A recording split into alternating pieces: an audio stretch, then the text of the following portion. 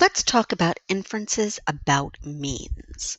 So first of all, remember that the central limit theorem told us that means follow a normal distribution with a mean at the population mean and standard deviation given by the population standard deviation divided by the square root of the sample size.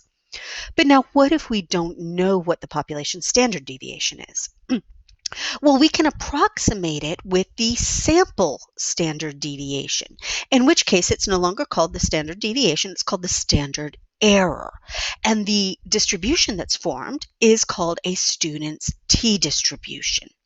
So it doesn't quite fit a normal distribution, but the student's t-distribution looks like a bell-shaped curve, but it's a little flatter and wider and lower peak than the normal distribution we've been looking at, and we'll see that in just a second.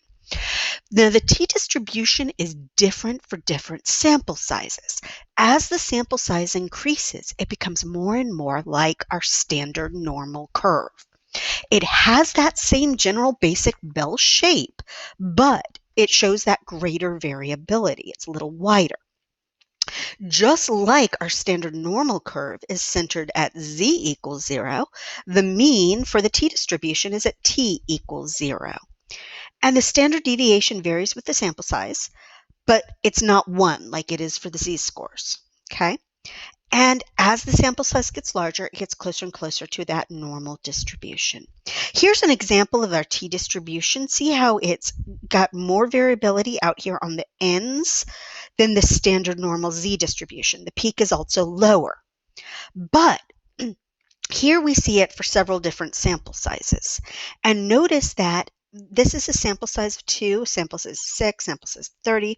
As we look at this, the smaller that the sample size is, the more area we have under here, and the lower the peak is.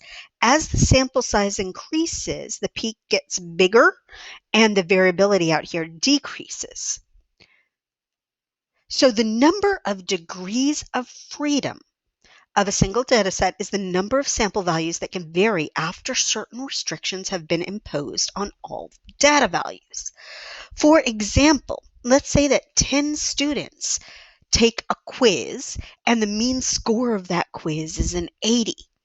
Notice that if I know what 9 students scored, that forces that 10th student to have a certain value. Otherwise, the mean wouldn't still be 80. That's what we mean by degrees of freedom. The first 9 scores could be different, but then that forces the last one. Now, in this case, 10 students had 9 degrees of freedom, n minus 1. So what we're looking at here will follow that same pattern, n minus 1. As we will see later, that idea of degrees of freedom gets more complicated when we're dealing with other applications, okay? But just for this t value, we're looking at n minus 1. So when these conditions are met, and we'll go over what our sampling our conditions are, but we talked about that in terms of the z's. We'll go over them again specifically here and add a little bit. But the standardized sample mean will give us a t-score of our sample mean minus the population mean over that standard error. So we're just putting that where the standard deviation goes in the z formula, and now it's labeled a t. This follows a student t model with n minus 1 degrees of freedom, and that standard error is s divided by the square root of the sample size, like so. All right, so let's look at the following example, and actually, because of the time, I think we're going to pick up here on the next video.